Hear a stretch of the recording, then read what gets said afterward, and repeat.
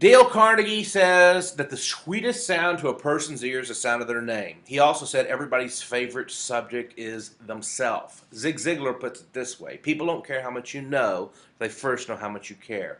Remembering names and faces is one of the most critical business building skills that a person can have. If a person can remember names and faces, let's say you sell cars and you meet 100 people this month, and then throughout the year you see those 100 people at the store, at the mall, back at your car dealership, and you're able to remember their name, you're going to be a phenomenal salesperson. Why? People, you're their friend. People think you care about them. And I'm not saying you don't, but I'm just saying you show people you care when you remember their name. Let's flip that around.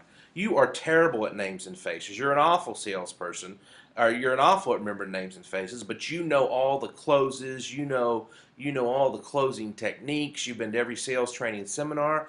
I'm going to suggest to you that you're not going to sell near as much as the guy who can meet you today and 6 weeks later say, "Hey Steve, how's your wife Lisa and your kid Brian and your daughter Kaylee?" That person's going to sell more. How do you remember names and faces? I have some videos on here about remembering names and faces, so watch those for more training. But what I want to give you right now is just some examples of pictures for names.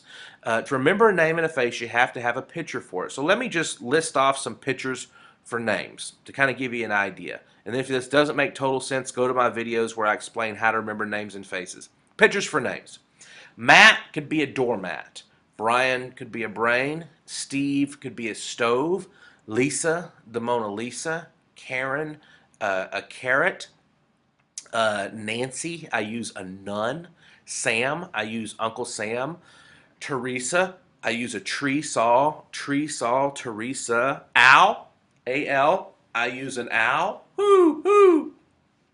Albert, I use a burnt owl.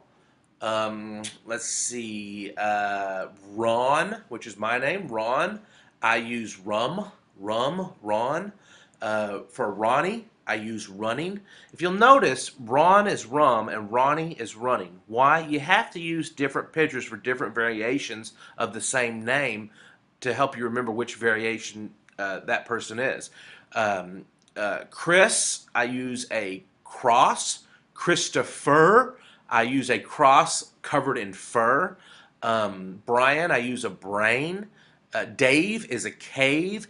David, I use a divot. So David, divot. When you go golfing, you make a divot. Frank, I use a hot dog, a frankfurter. George for me is a gorge, like a canyon. Hank, I use a handkerchief. Um, Michelle, I use a missile. Judy, I use chewing tea bags, chewing tea, Judy. Annette, I use a net, like a fishing net. Anne, I use ants. Mitt, I use a catcher's mitt. Barack, I use a rock that's cold. It's a burr rock. Steve, I use a stove. Cindy, I use cinnamon candy. Here's the point. For every name and a face, you need to have a picture for it. I just gave you some of my examples. And you say, Ron, every time I meet a person, I have to turn their name into a picture? No. The first time you meet a Cindy, you're going to have to say, what's a picture for Cindy? Ah, cinnamon candy. And then you use that for every single Cindy for the rest of your life. You're creating a mental database or a mental glossary of pictures for names. And then you got to visualize those pictures on the person's face, and I have other videos on here that explain to you how to do that. The first steps to turn names into pictures, I just did that for you for several. Peace out. See you later. Ron Rom.